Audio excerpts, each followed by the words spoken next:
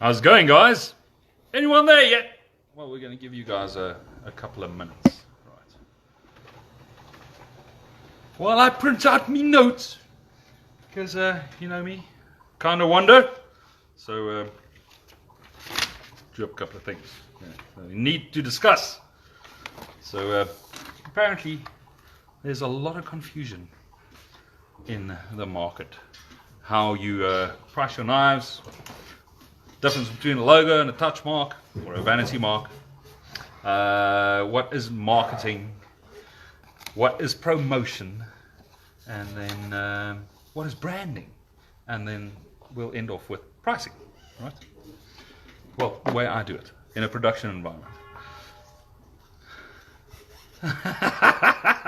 Yeah, Steve, man. Welcome, guys. Yeah, Steve is mentioning that I'm starting to rust. I am actually, and there's a couple of spots, leather dye jumping up. And but anyway, and I do need a bit of a shave, right? I honestly do, man. This is I can actually touch it, which is madness. But anyway, all right. Whoa, the good stuff. Thanks, my darling. My wife, Johan, how's it going? Willem, Adrian Low, welcome, guys.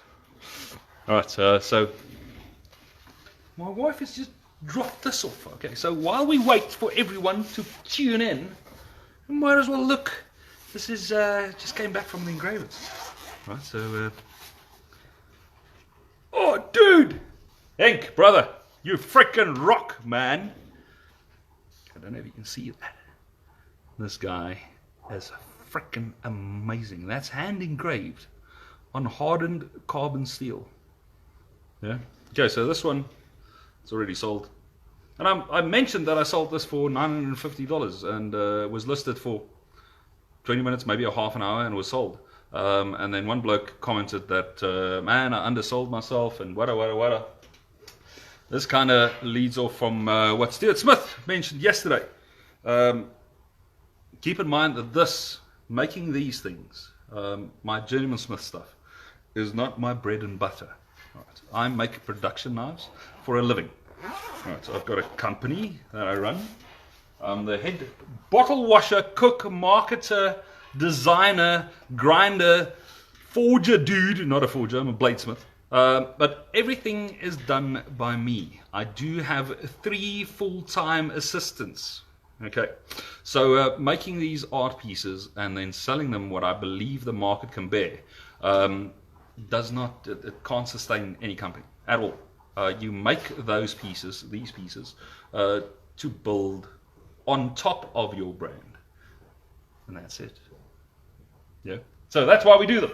So costing these is kind of I don't care, because I do them after the hours. This is my hobby, right? Where knife making is my full-time job. Yes, and there's a difference. I don't care the amount of hours I spend making one of these things. I honestly don't care. I've got an idea in my head and I produce it. Then, based on what I believe is a fair price for it, I put it up. If it sells in 2 seconds, I'm brilliant, man. If it takes 2 years, that's the amount of money I want. It's mine. I made it. I own it. And if you want this piece or that piece, then you give me the amount of money that I want for it. And how do I base my pricing? Is based on the local market, which has got absolutely no relevance to the international market. Right? Stuart mentioned yesterday that a local market is extremely small. Yes, we do have a handful of collectors that guys are paying real money for pieces, and it, as a I can't call myself a beginner maker anymore, but I'm nowhere close to an expert in the maker or even a well-known maker. One day, when I'm all grown up, right, then I'll be charging proper prices for knives. Every now and then I do get a proper price, which is brilliant. But thanks, Sean. I'm quite happy with that. Henk, brother, you rock. Thank you. All right, so that's 2 days. Done his bit and everything. Okay, so the reason for this whole thing I've had a couple of calls over the last couple of days, questions being asked via social media. What is a logo? Can I help guys design their logos? Obviously, these are guys I know that I personally come from a graphic design background. That was my real job 508,000 years ago, when the Dead Sea was still just sick. I used to do graphic design. All right, now keeping this in mind, this is when computers got introduced, graphic packages. To put it in perspective, I worked on Photoshop 1, Corel Draw 1.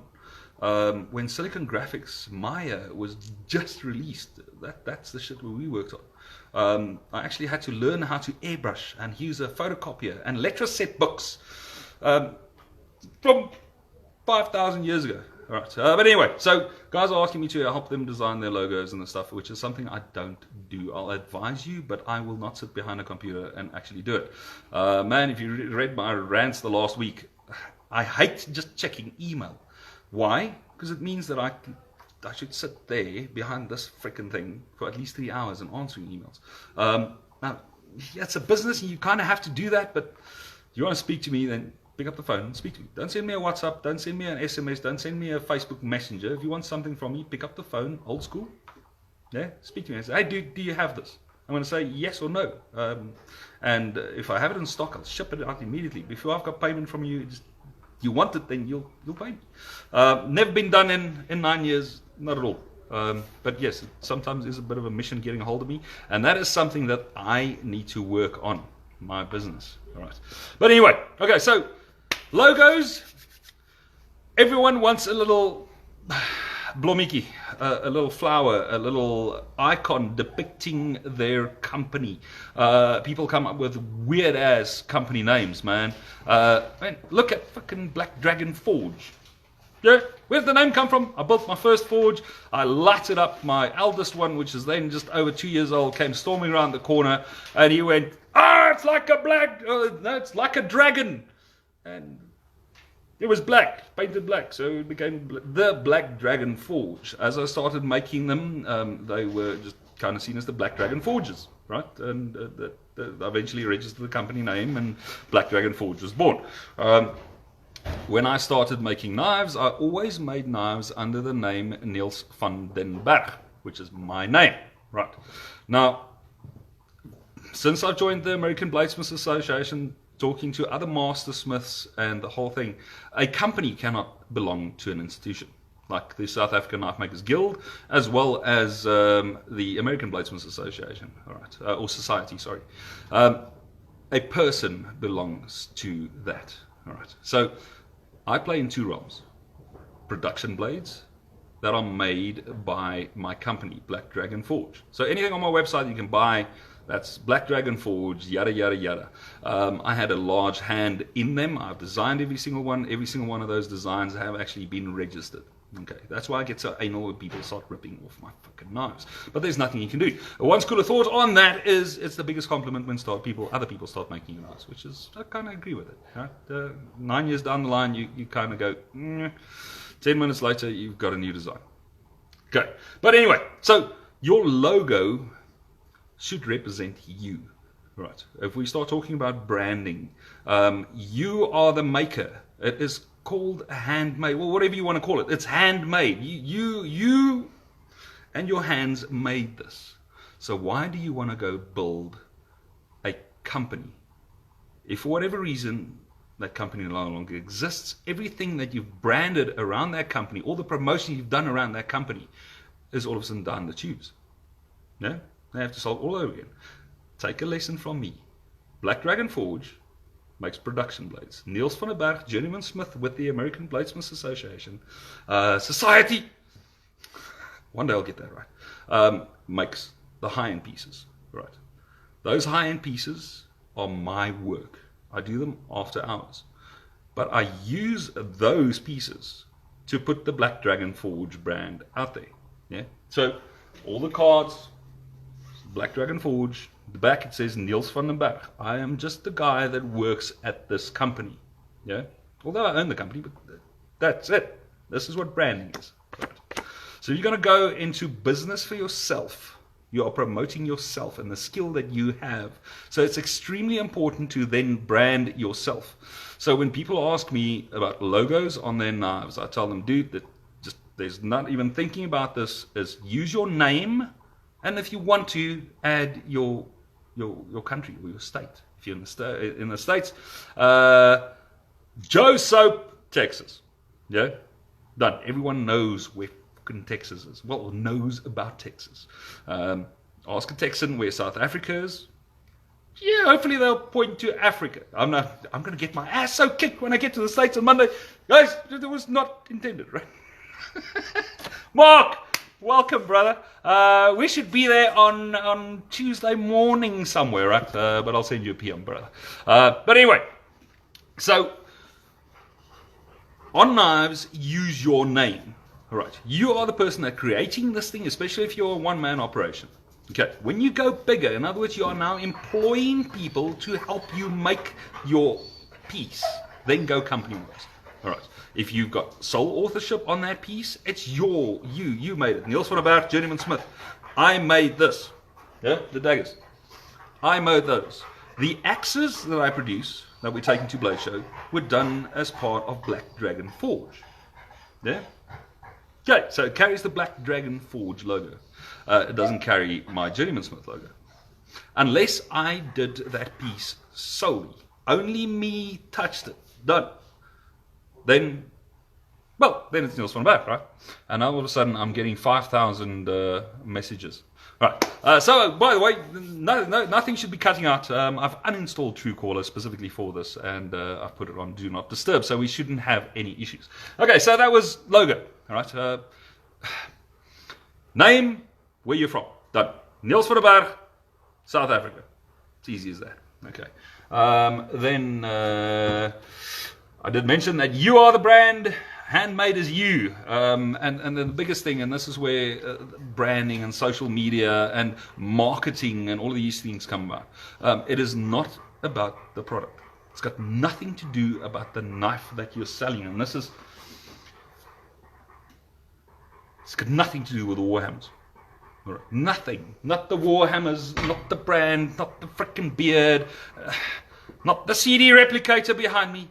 It's got nothing to do with the product that you make. That's the end result of a process.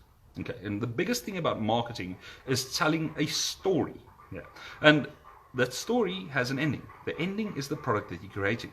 Okay, so when it comes to marketing, whether you're starting out, whether you've been doing this for years, doesn't matter. The guys that have been doing this for years will just re-emphasize this. They'll just confirm this. It is, if you start, for instance, you're using social media. Everyone's on social media that's watching me now is on Facebook. Right? If you are making knives, you're producing anything, set a timer on your cell phone. All right, so that's why I see I'm always on freaking social media. All right. Instagram works brilliantly for this. Put a timer on there. Call it 2 hours, 3 hours. Okay. Every 3 hours, when you're on a progress on anything, if you're smithing, your stock remover, doesn't matter what you're doing. If you're doing woodwork, you're making a pencil. Right. Doesn't matter. Take a photo. Don't have to comment. You don't have to get all markety, hashtaggy, what. Just post that photo. Put it out there. Okay. By the 5th, 10th photo, 2 weeks down the line, 6 months, doesn't matter how long it takes you. Halfway through that project, I can almost guarantee that you will have a sale on that product. You will have a couple of guys that are opening their eyes and looking at what you're doing. And this is your friends, man. That's another thing. Why the hell do you want to sell something? For instance, I'm located in South Africa. Why do you want to sell something in the States if my neighbor stays right next to me that knows me, right? And my family, immediate family and extended family, if they don't know what the hell you're doing, if they don't own your knife, if your neighbor doesn't own one of your knives, how do you think you're going to sell something to a dude at a flea market in Cape Town or a knife at Blade Show? Yeah. So, I'm jumping around, man, and I've even got notes. Damn it. Okay, so let's talk about branding. All right, so your logo is not your brand. That's just an identifier. Okay, that's a pictorial of who you are, what you represent, and this is what your logo should say. If you want to do it pictorial, Okay, it should represent what you is about, and that story that you're trying to relate has to be told in a logo. That's why graphic designers are such highly paid individuals. Okay, yes, and I was highly paid at one point, not anymore. Okay, which leads me to a question that was asked this morning. Well, not this morning, it was reiterated this morning. How do you make money selling knives? It's not about selling knives, it's just knowing what the profit margin is on a product that you're selling, know what the marketing strategy is, and what that sales process is actually costing you to come to a profit. Okay? And then you can do, I posted earlier, $1 million is 5,000 people giving you $200. Yeah, that's turnover, by the way, it's not profit. It can be done. But if you spend that first $200 or $200, reinvesting it in the system, it's still going to, you made $200 as a turnover. That didn't mean that you made $200 as a profit, which is something we'll get into later. But anyway, so knife making or branding on knife makers, as I see it, is pretty much the same as in the music industry. Okay, you've got a band, okay, whatever the band's name is, and that band has got a product. That's the music. Okay. Boiling it down, it's the actual lyrics, the song, the words, how it's put together, how it's composed. Then you've got the brand, which is the look and the feel of the music. Okay, the tone it sets, what it brings up in your mind, the story that they portray, and this is boiling it down to primal instinct. We all want to belong to some other club, to some other little society, and this is where Facebook once again works brilliantly, because you get groups, and guys will post to one group more because they relate to the people in there more than to other groups, and they feel welcome more in one group than the other group, and seeing that we're all human, someone pisses you off in this group, you'll never go back, and you go into this group and you bitch and moan about that group and blah blah. Just stay the fuck away from that. Just mind your own little patch of green, right? Don't worry about the other guys that do it. Just worry about yours. Okay, every now and then, when you bring your head out from under that rock here, you will be pleasantly surprised that you might just be the leader. Okay, just keep your head down, do what you do, but whatever you do, just be freaking consistent. It boils down to that 3 hours, posting every 3 hours. Social media is exactly that, social. You can't just go onto Facebook and post a knife after the fact. Yeah, I've got a knife that I've now made. Post it and expect someone to buy it once off. Okay. Someone might see it, okay, and then they might buy it. But anyway, okay, so Nike apparel, that's what they do. Clothing, shoes, blah, blah, blah, blah, blah. And they've taken the skish, the symbol, and they've spent millions, and I want to say trillions of dollars building this brand. That's it. You see that little thing, you know what it's about, it's done. It is athletic, it is sporty, it is new, it is exciting, it is, and that's it. That's where you want to be. In other words, when someone recognizes your logo or they hear the name, for instance, Black Dragon Forge, they should know it's this fucking nutter in Africa. Okay, he kind of makes knives. We don't really know what he does. He spends hours talking crap on Facebook, and every now and then he bitches and moans about making money. Yeah? And coffee, he gets guys bringing him coffee, which is good. I remembered half an hour So later. why the hell, just on that note, why did I ever get into Black Dragon Forge coffee? Yeah? It's all marketing, guys. If you didn't know that, then the coffee's good. Trust me, I'm drinking it, right? And I'm a bit of a coffee snob. The coffee's good. I could get it as a discount because I buy in bulk. The guys were willing to brand the stuff for me, the same price, and I'm getting it at a discount price. So the guy said, well, if you want to sell this is the suggested retail. And we looked at it, and this is like a 40% markup, which is better than on a knife, right? So I don't have to do anything. Place the order, pay for it, they deliver it, and I just ship it out, collect money. What's wrong with that? Yeah? Okay. Talking crap is what I do best, Mr. Stuart Smith's comment. Yeah, dude. And Mark reckons he just likes his grandpas. All right, okay, so that was branding. We talked about logo. your touch mark. At the touch, that it should at least include your name, your surname, and then where you are from. So that's my expert advice. Not so humble. Yeah, take it. I've made the mistake. It's now 4 years down the line, and I'm still promoting Neels van der Berg, Journeyman Smith. Right. Well, not 4 years, but 3 freaking years, right? But anyway, and then marketing, which is the other thing. Marketing is whatever you do to put your name out there. Okay. First thing about marketing is looking at your identity. In other words, your identity is, for instance, your logo. And then the application of that identity is more branding than anything else. But it all relates into marketing. Okay. But when it comes to marketing, consistency is key. So you're making knives. All right. You're already on social media. The very first thing, someone is going to see a flighting image of one of your knives. He's going to remember your name because of your branding and the reinforcement you've done and the brand penetration that you've done and whatever strategy you have, whether it is handing out pamphlets on a Monday morning between 7 and 8 at your local most busiest intersection, offering sharpening services. Right? As a knife maker, you should at least know how to sharpen a bloody blade, right? So sharpening services, and don't discount this. This is a large portion of a friend's income. He just sharpens knife. There's a perfect example of an internationally renowned knife maker from South Africa, Arno Bernard. Okay, Arno Bernard. Arno Bernard for our international friends. Okay, you walk into a gun shop in Europe, you're going to find his blades. You walk into a gun shop in the States, you're going to find his blades. This guy ships thousands of blades per month worldwide. Arguably one of the most successful production knife makers still in South Africa. It's didn't up and leave the country and the whole thing. But anyway. Consistency is key. Right.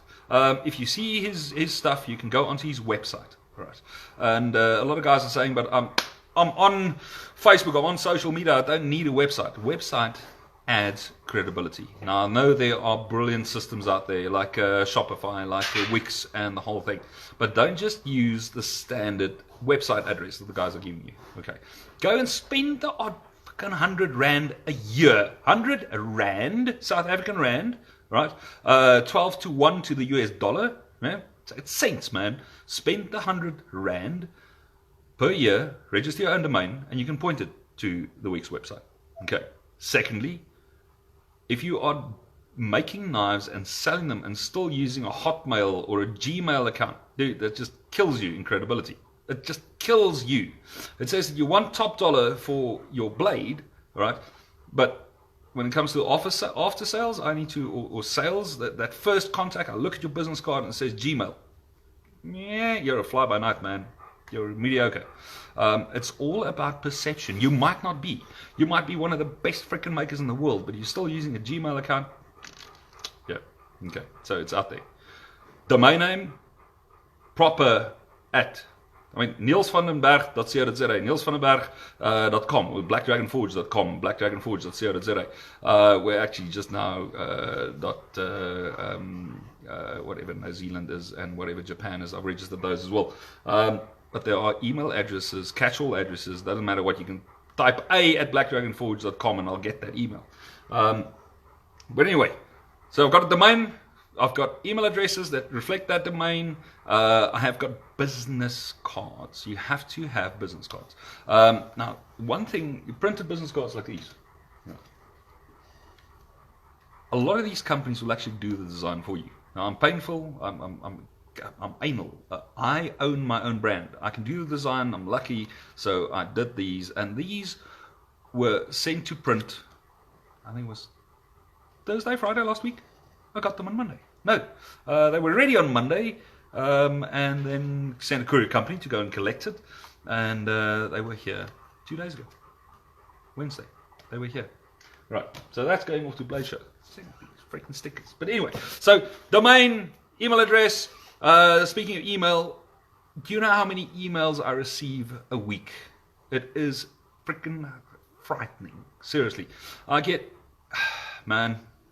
And I have to lie to you, in the region of no less than 400 emails a week, okay, asking general questions, and I try to spend time answering them.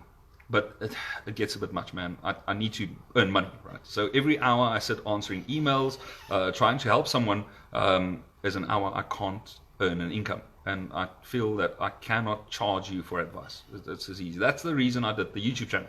Why are we doing these live webcasts? So you don't have to send me an email. Just rather pick up the phone between 7 and 8 in the morning, phone me up. Much rather talk crap than type up an email. But on that email, about freaking 2% of the emails that I receive actually have a signature at the bottom of that email. Right? And if you're in a corporate environment, chances are you're watching social media, right? You're watching me right now. You work at a company where you've got email. Every single company will enforce that there should be a signature at the bottom of the email. So when someone gets this email, they can actually reply by telephone. Right? Pick up and say, look, this conversation is taking way too long. Have you got product A, B, and C? Yes. Okay, cool. I'll have one. Or when the guy says no, you can say, well, do you have it in the blue version then as opposed to the standard red? And you go, yes. So all of a sudden, things just happen like this. Telephone conversations. Today's, man, this digital age thing, when I was still in the corporate environment, we were down in Cape Town. I spent a week here, a week there, a week up in Joburg, a week down in Cape Town. And what I found was two guys sitting right freaking next to each other. You can slap the guy next to you. They're sending each other a fucking email to ask the guy a question. People don't speak to each other. Speak to your clients. And we'll get to, I think tomorrow, after the interview I'm doing, we'll do a live thing about show etiquette. Okay, but anyway, you got an email signature. Done. It's a given. Make sure that your email signature is text compatible. So do not make the mistake of sticking a branded photo at the bottom of your email. Right? Not all email clients can read that.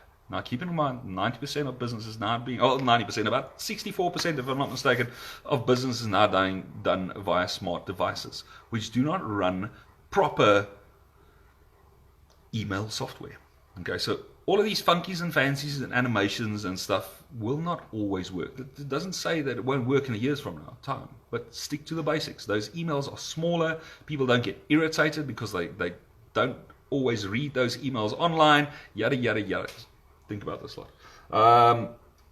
You've got business cards, you've got emails, you've got a domain. All right. Next thing, if you want to sell a knife, you're giving a knife to someone, don't give away knives if you ever intend to sell them. All right. Just don't.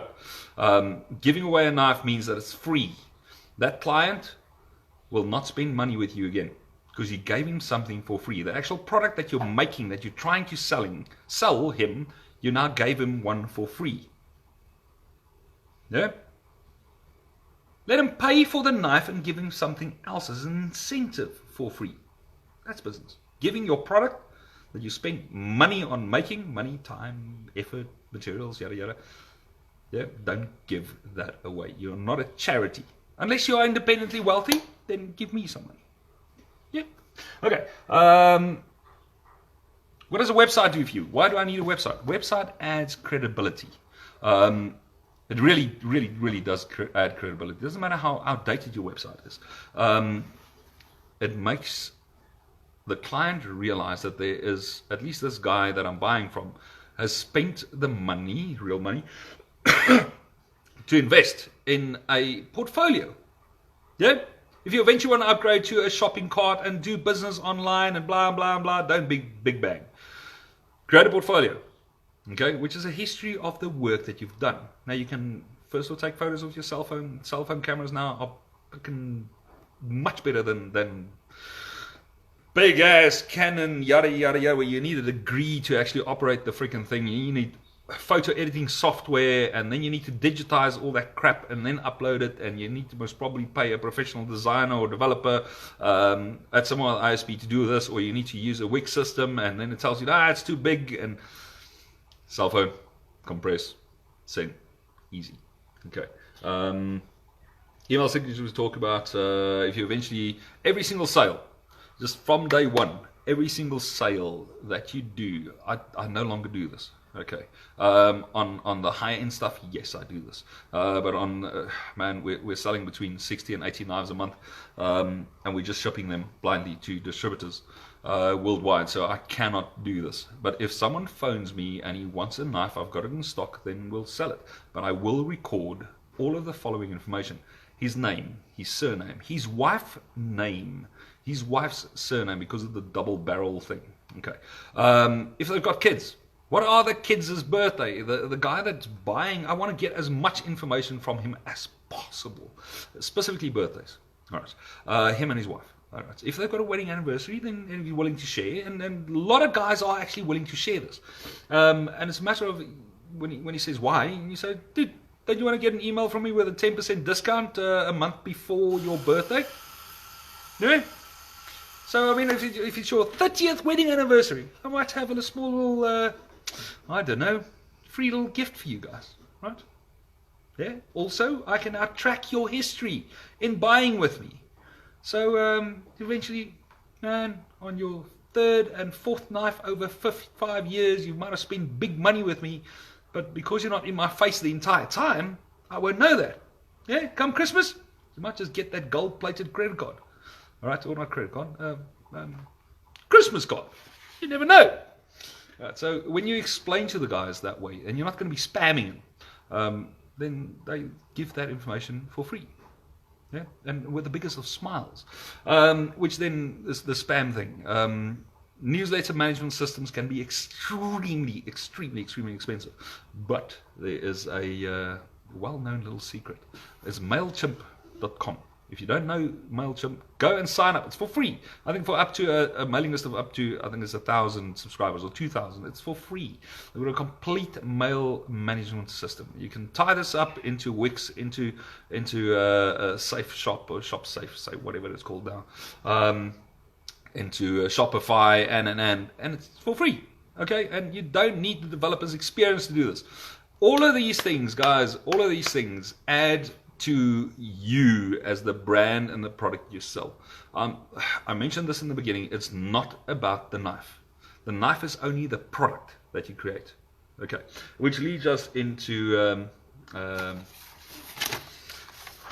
pricing thing, and I think that's where a lot of guys are actually here. All right, but pricing your knives. Now, Mr. Smith had a brilliant webcast yesterday. Unfortunately, I missed both sections of it.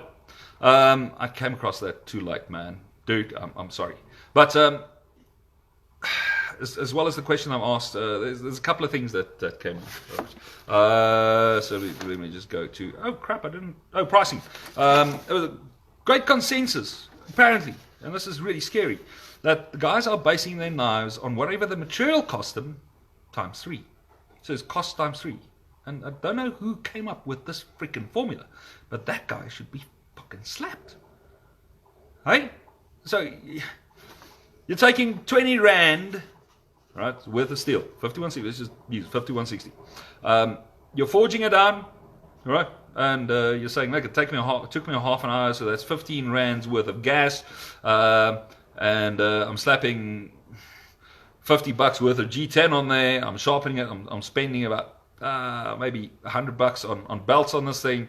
So I'm like at 250 rand times 3, and all of a sudden I want to sell this knife for $900. Yeah, no, that doesn't work. Yeah. The philosophy about having one knife supplement or sponsor 3 other knives in the beginning, yes.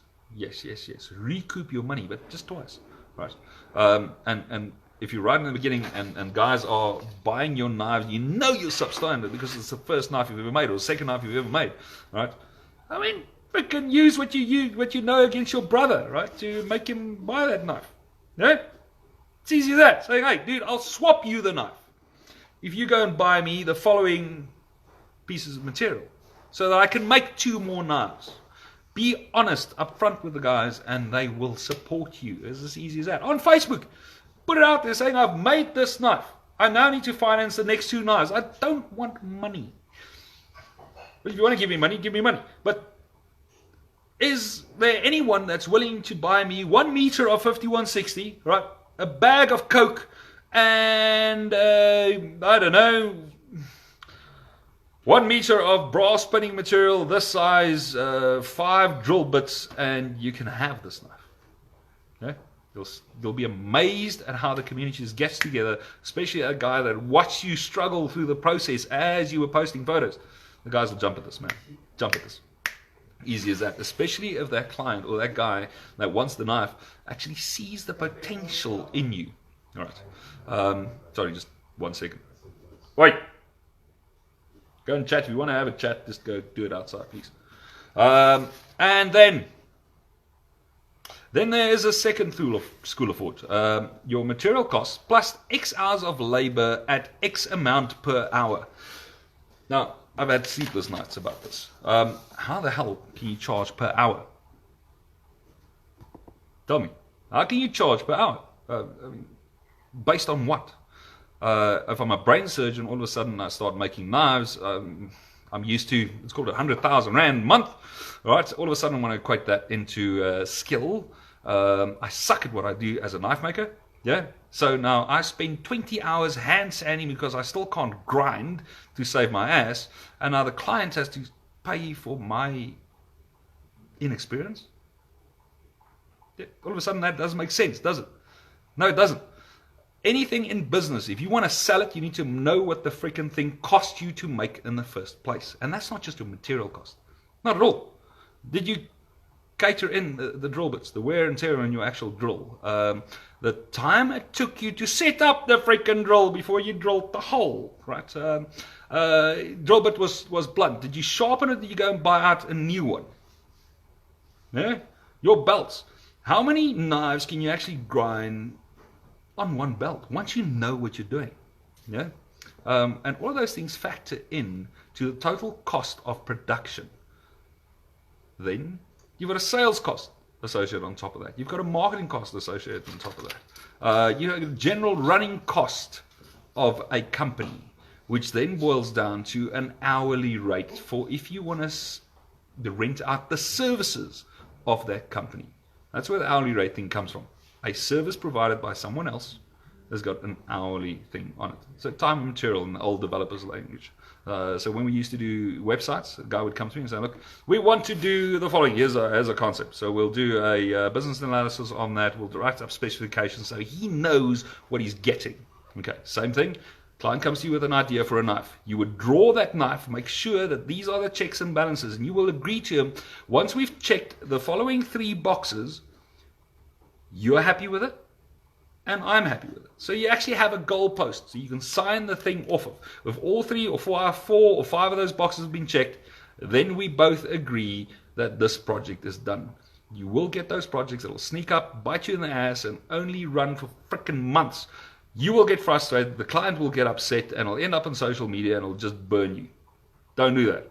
Okay, set up. It doesn't have to be a formal contract. It can be a sketch. And we're saying, look, the handle material is this. Here's the handle material. The pinning material is going to be this. Here's the actual pinning material. Done. The blade material is going to be this. Done. Okay. Once all of this has been finished to this is the quality of a knife that I want this finished to. Once this new knife is finished to this quality of this knife, then this thing will be done. All right. So both parties agree, and then you can go and whatever your method of deciding how much you're going to charge the guy. You're going to agree on a price, and then once the project is done, both of them can sign off. 90% of the time, the client actually wants that little piece of paper. This is part of the process. All right. And they do appreciate you running through all of this, because very few knife makers actually do that. But anyway, but aside from that, I don't take custom orders, and there's a whole freaking wad of reasons why not, but we're not going to get into this. So the material cost plus X amount of hours thing doesn't make sense. All right. And I always use this example. If I want to go buy a tractor, okay, go into the tractor dealership and I say, you know what, there's a red and a blue tractor. The one is bigger than the other one. How much is the big one? He goes, well, it took us 5,812 hours to actually make this tractor. It's fucking bullshit. No, it just immediately tells you, look, this is it. This is what the thing cost. And you go, but dude, I've spent 500 million Rand with you over the last 4 years. That ain't my price. And now you start negotiating. Okay, client comes to you and says, hey, Neels, I want this knife, bro. And you say, like, I would like to have 2,000 Rand for that. He says, but you know what? It's the 10th knife that I've bought from you over the last 3 months. And you're going, that's true, so I'll accept 150 Rand. Thank you for the business. That's it. That's the way it works. Yeah? So you take the knock. You know what that knife cost you to make, so you can give him the discount and still make money. Yeah, you don't want to lose money on essentially selling something. Yeah, otherwise you won't be in business.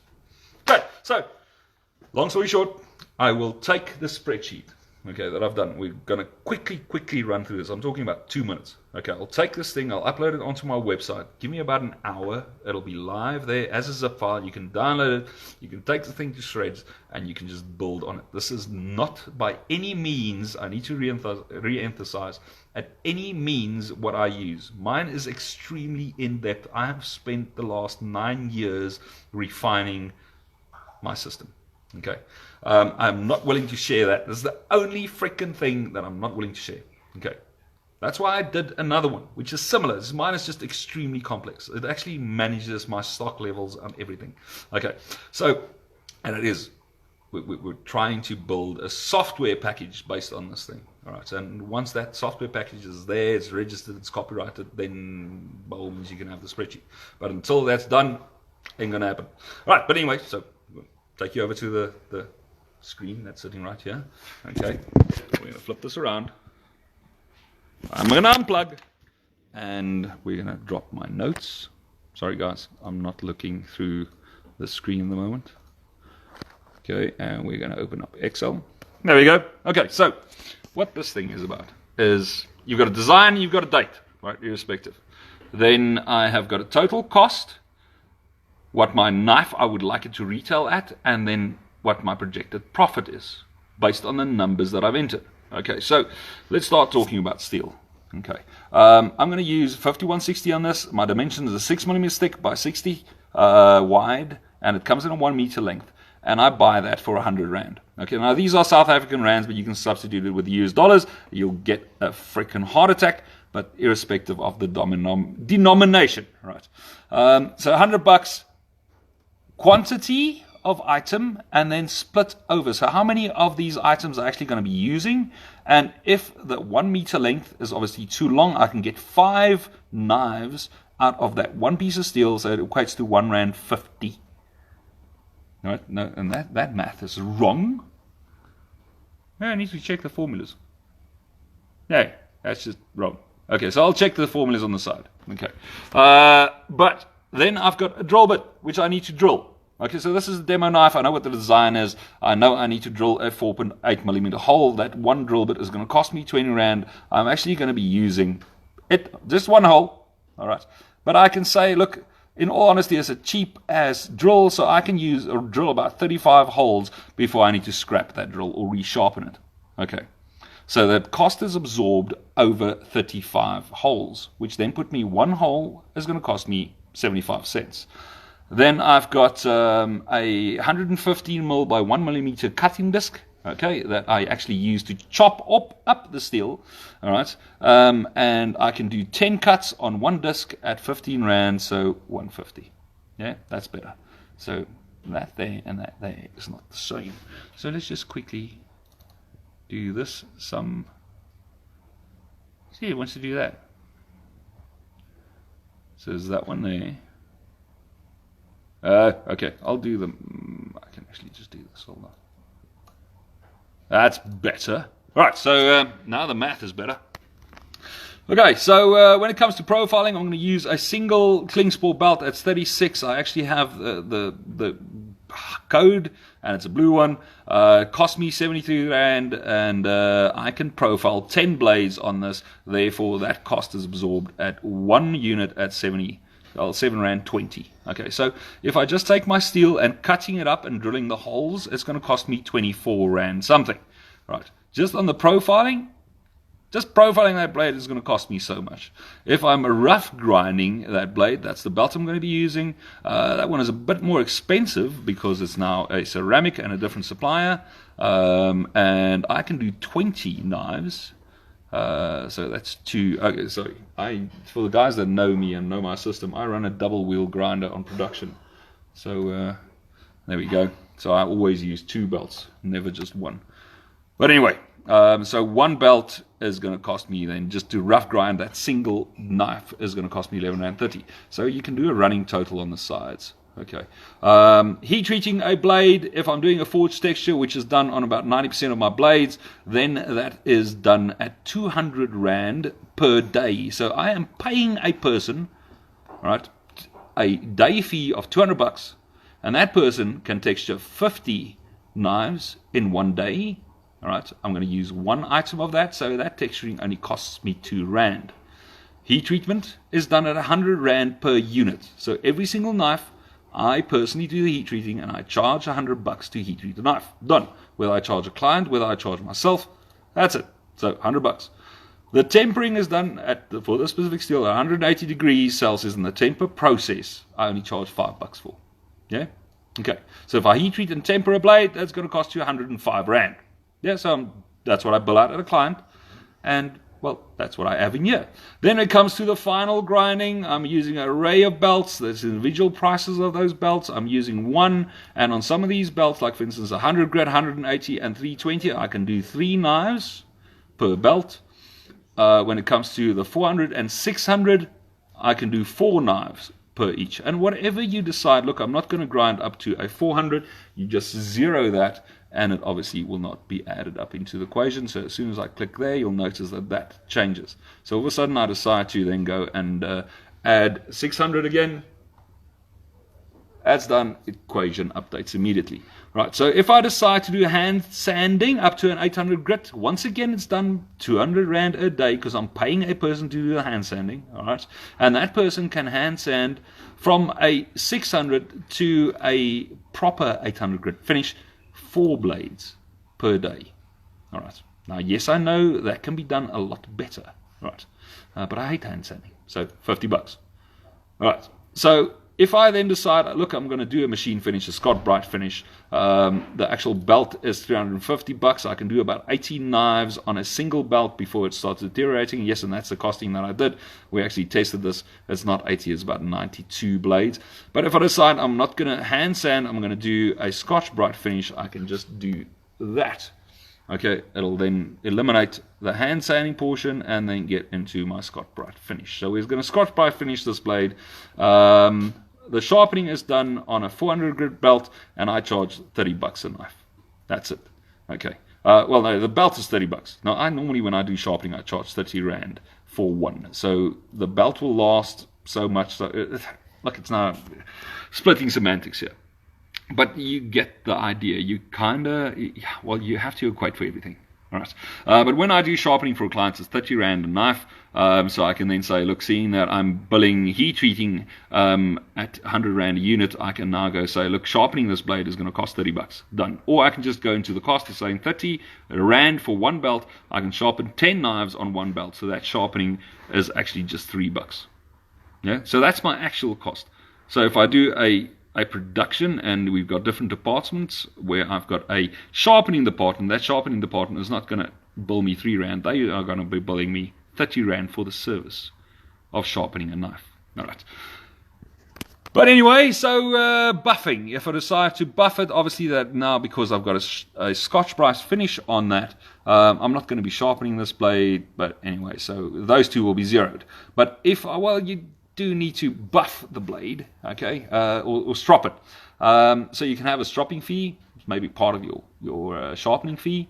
But in buffing, you'll need a buff. I use a stitched large wheel. It cost me $300. I can do about 400 buffs on that before the buff actually starts deteriorating completely. In other words, if I stick a knife on a buff, that's going to cost me 75 cents to do a side. So then I actually do 2 sides, all right, to a knife, if I'm going to be buffing, and all of a sudden the cost is there. Now the buffing soap, I can do 200 applications to a wheel, and I apply it every single time I do a side. So essentially I will be doing 2 sides, all right. So that's my buffing cost. Yeah. Now you can add the time it takes you in here as well. Say for instance, or you've got a buffing charge. Now, obviously, there's a difference between buffing a mirror polish thing that you've hand sanded up to like grit stupid, or just a knife that you just want to buff the edge or the burr off the edge. So you can go into absolute detail on this. So when it comes to scales, I'm going to use G10, 8mm thick. That's what a slab costs me, and I'm going to want to use 1 unit, and I can only get 1 unit out of it, so my cost is 100. Then I use Pratley Quick Set Clear, the glue up there. All right, that's costing me $86 a unit, and I can do 4 knives on a single set, so it's actually just 21 Rand. I'm using XL playing cards. It's huge little cards that I actually mix my glue up on. It's costing me 30 Rand a packet. There's 40 cards in there. Then tongue depressors, $100 for 50 of them, and so you see how this rags cloth. I'm paying $250 for an entire bag. All right, with roundabout, we split it up and we try to get 100 pieces of cloth out there, and then works you out into little ones you use, one's clothy, and then you throw it away. Acetone 5 liters, we can clean about 70 knives on $350. Q20 or DW40, you can do about 50 knives coating it on there. Then, profiling your scales, grinding the scales, if you're doing scallops, yada yada yada, whether you do leather sheaths or kydex sheaths. Obviously, if you're doing kydex for this, you would then zero all of these out. But yeah, you get the idea. So that will bring you to what this knife actually cost you to make. Alright, so in our little demo little thingy here, this knife cost me 696 Rand and 86 cents to produce. I would like to retail this knife at 1650, right? So which puts me at a profit at 980. So now that I know what this knife is actually costing me, which is better than thumb sucking and comparing yourself to your mate, all right? That's the basics of it, man. You need to do the freaking costing. Once you know what that thing cost you, right? Then you can sell it and actually make money. Yeah. So basics. All right, guys, that was it. I will now save this thing. Let's press save before I forget. We'll save it. I'll zip it, upload it onto my website, and I will. That's going to be blackdragonforge.co.za. So blackdragonforge.co.za/demo. DEMO. Demo. Just demo.zip. ZIP. Okay. So blackdragonforge.co.za/demo.zip. We'll give you the spreadsheet in a zip format. All right. Sorry, guys, this is Microsoft Excel. No other formats will be entertained. Okay, so that's it. I'm just going to flip this around again. And my coffee got cold. Okay, so that's a basic overview of how I do my costing. Now, obviously, when we start doing this, I will actually do costing based on a design. So I will design a knife for a specific price point. For instance, now my year runs from Blade Show to Blade Show. Okay. So when I come back, there's a nice little price increase on everything across the board that we offer. So the other guys in South Africa, other businesses will have an increase in January, which everyone feels because no one has freaking money in January, and I think that's just a stupid practice. I always hate it when that happens. So I decided, look, mid-year, you kind of recovered, you've got a bit of money to spend, so that's when I'll do my increase. And I've done that over the last 9 years, and that works well. Okay, but anyway, so I come back from Blade. What we do is we set and we design the knives I want to go take forward into 2019. Yeah? And then we start planning.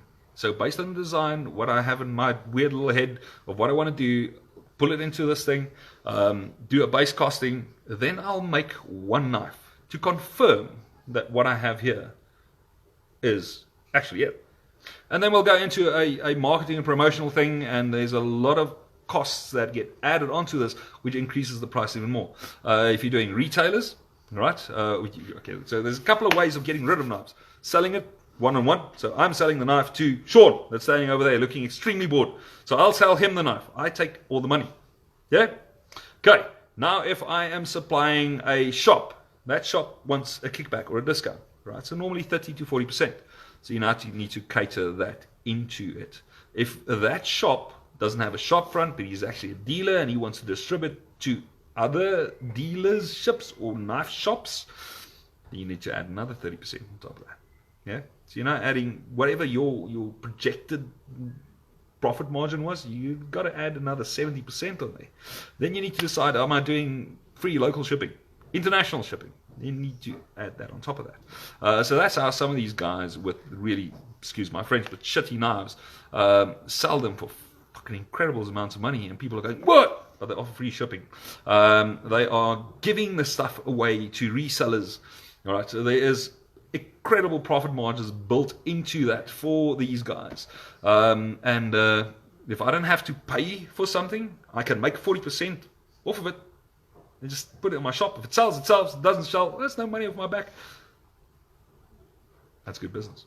Yeah? Because I didn't have to spend money on a product that's going to now sit on my shelf and hopefully sell. So there's a lot of ways to do this. Any questions anymore, drop me a message below this lot. All right? And we'll do it. So where am I going to get the spreadsheet? blackdragonforge.co.za/demo.zip. All right. demo.zip. All right.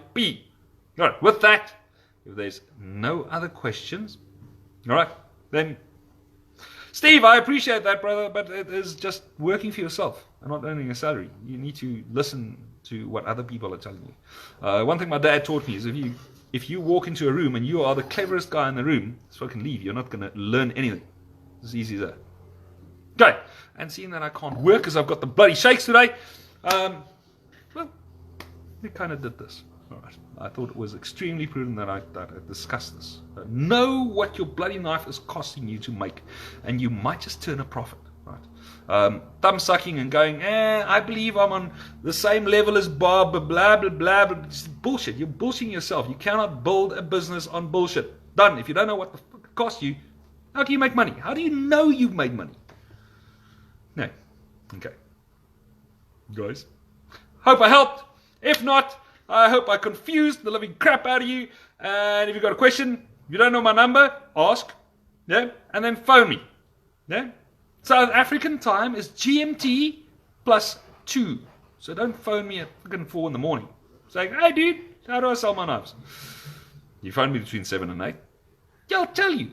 Not to sod yourself, but at 3 in the morning I will do that. Okay. Aside from that, I'll most probably take the call, but my wife will kick my ass if I answer a phone 3 o'clock in the morning. Yeah. Okay, guys, have fun, enjoy. Thank you for tuning in. I'm going to read the comments. Hopefully, have a good laugh, and I'll answer some of those comments as thoroughly as possible. Right. But anyway, any ideas, any questions you want to ask for the Blade Talk thing? All right. Pop me a message saying, hey, Blade Talk subject for tomorrow or whatever. Done. So when I'm actually flying out to Blade on Monday. So I'll be in the States on Tuesday. Everything goes well. All the knife gods and everything just... They let me on the plane with all the frickin' axes and stuff I have.